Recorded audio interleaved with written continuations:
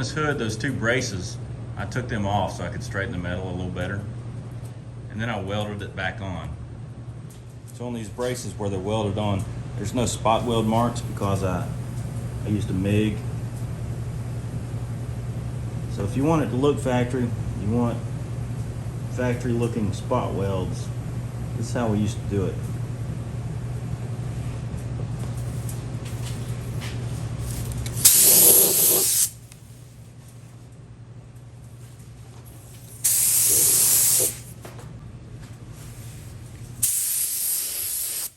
Some of the old school guys might have seen this done before.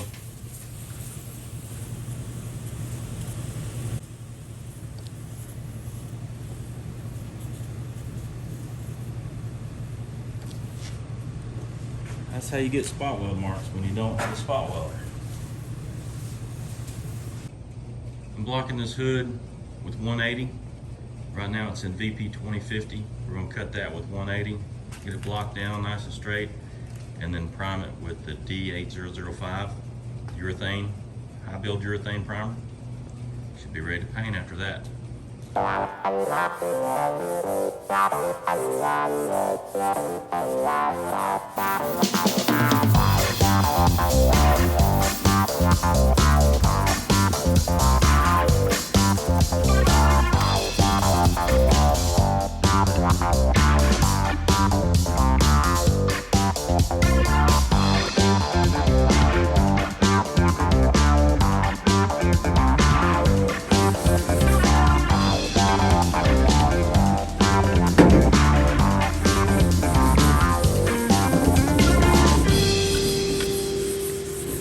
Alright, it's all sanded, taped up, touched up, ready to go for the second round of clear. Let's get it done.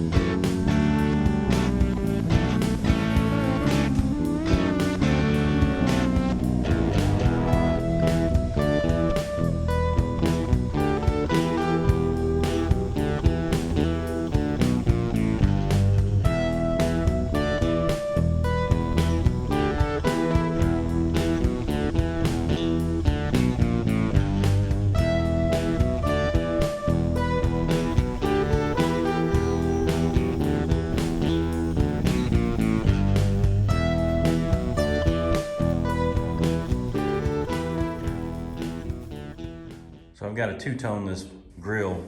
I didn't know I had to do that. If I'd have known it, I would have painted the white and taped it up and then painted the blue, because there would have been less taping.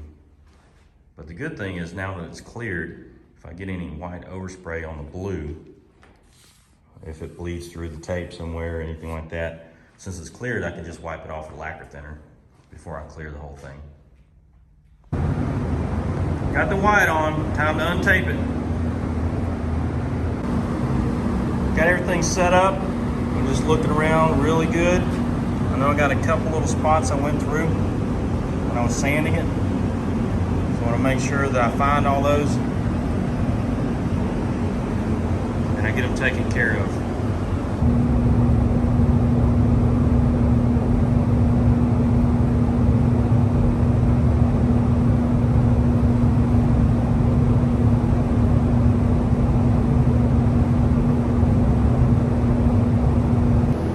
Got to go around and find all these little spots where I went through. Put a little bit of color on them.